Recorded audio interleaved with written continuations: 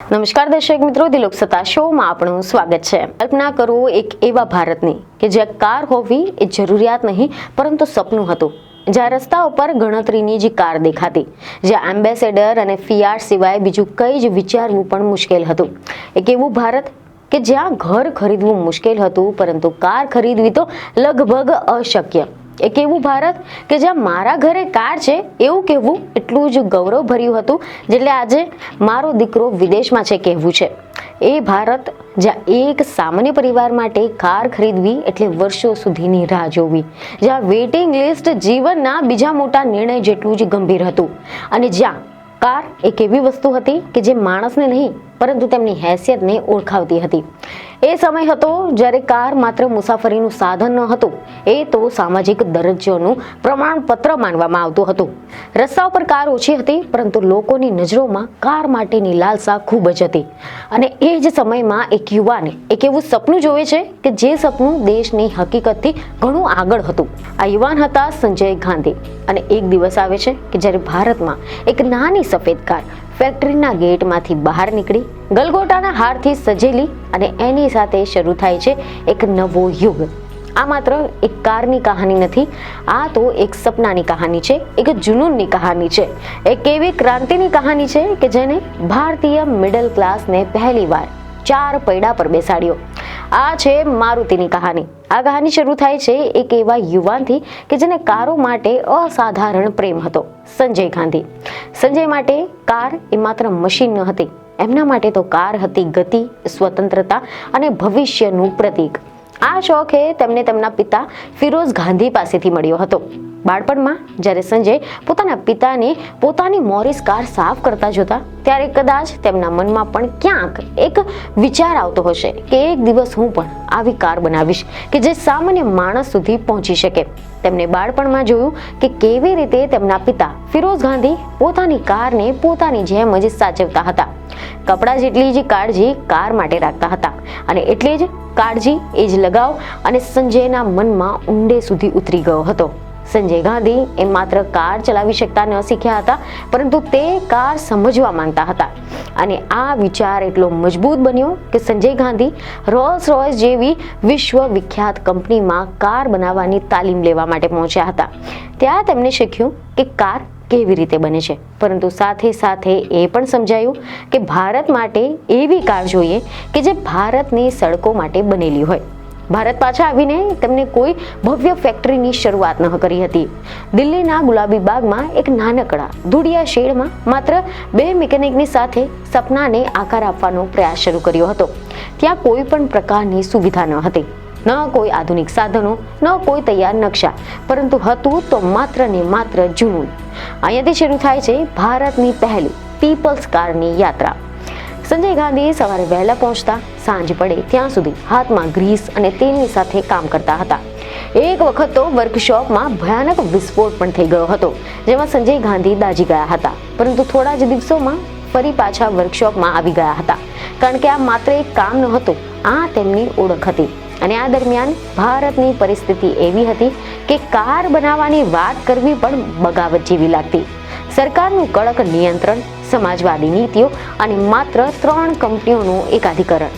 આ અંગે મીડિયામાંથી કેટલાક અહેવાલ એવા સામે આવ્યા છે કે મારુતિ ઉદ્યોગના અધ્યક્ષ અને મેનેજિંગ ડાયરેક્ટર રહેલા એ સમયના મારુતિ સુઝુકીના અધ્યક્ષ રવિન્દ્ર ચંદ્ર ભાર્ગવે પોતાના પુસ્તક ધ મારુતિ સ્ટોરીમાં આનો ઉલ્લેખ કર્યો છે, જેમાં તેમણે લખ્યું છે કે એ સમય ભારત માટે જેને સમાજવાદ અને કેન્દ્રીય યોજનાની ગળદૂતી પાવામાં આવી હતી, સામાન્ય જનો માટે કાર બનાવવા વિશે વિચારવું એક અકલ્પનીય સપનું હતું।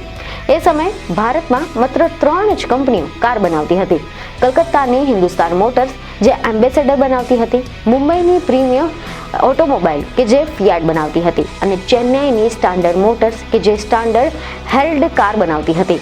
કારોની માંગ પુરવઠા કરતાં ઘણી વધારે હતી। કારોનું વેઇટિંગ લિસ્ટ 82,000 સુધી પહોંચી ગયું હતું, જેનો અર્થ એ હતો કે લોકોને કાર ખરીદવા માટે 2 વર્ષ સુધી રાહ જોવી પડતી હતી।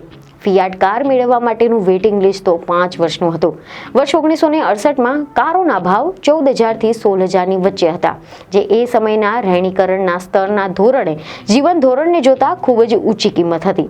કારોની ગુણવત્તા દયનીય હતી. ખરાબ ગુણવત્તાના કારણે સ્પર્ધા ન હોવી અને પુરવઠા વચ્ચેનો લાંબો ગાળો હતો.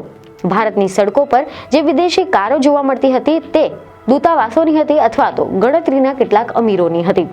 વિદેશી રાજદ્વારીઓ ઇમ્પોર્ટ ડ્યુટી આપ્યા વગર આ કારોને ભારત લાવી શકતા હતા અને ભારતમાંથી પાછા જતા સમયે તેઓ આ કારને ઊંચી કિંમતે વેચી દેતા હતા.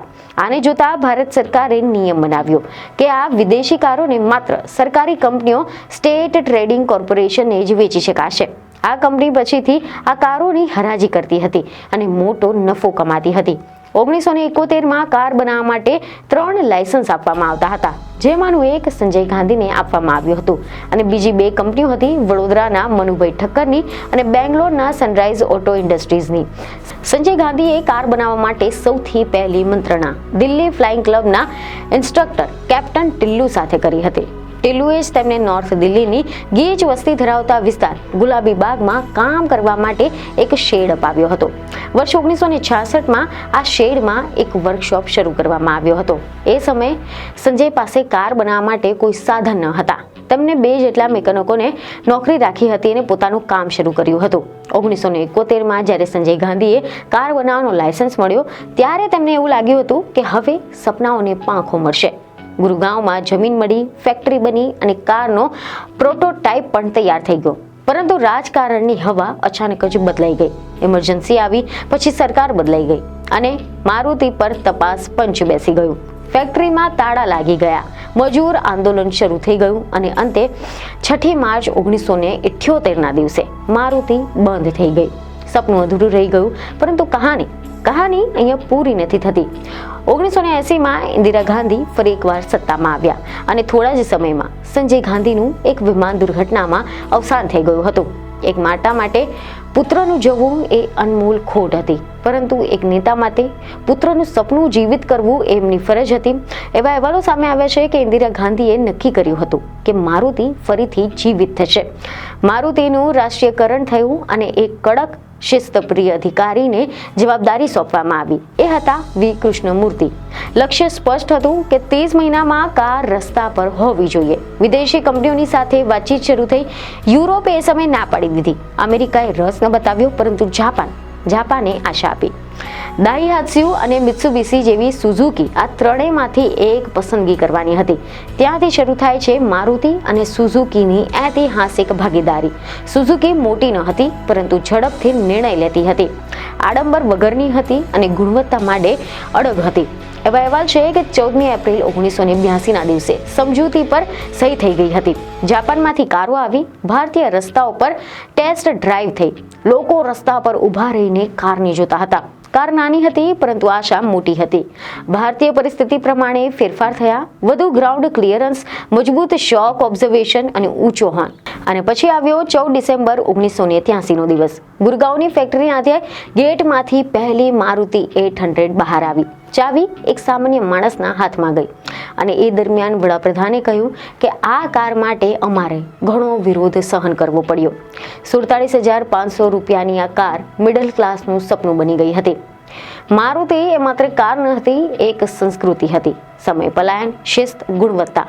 એમ્બેસેડર અને ફિયાટનો યુગ પૂરો થવા લાગ્યો અને ભારતની સડકો પર નવો અવાજ સંભળાવા લાગ્યો, મારુતિનો.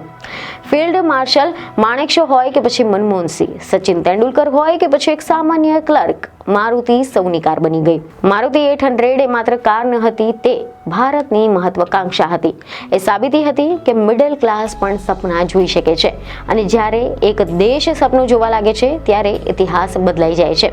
અને સાબિત કરી દીધું કે એક નાનું સપનું જો સાચા ઈરાદાથી જોયું હોય તો આખા દેશની દિશાને બદલી શકે છે. તો આ હતી મારુતિની કહાની. તો આશા છે કે તમને આ માહિતી મહત્વની લાગી હશે, જેથી અમારા વિડીયોને લાઈક અને શેર જરૂરથી કરજો. બીજને ખબર સાથે ફરી મળીશું. ધન્યવાદ.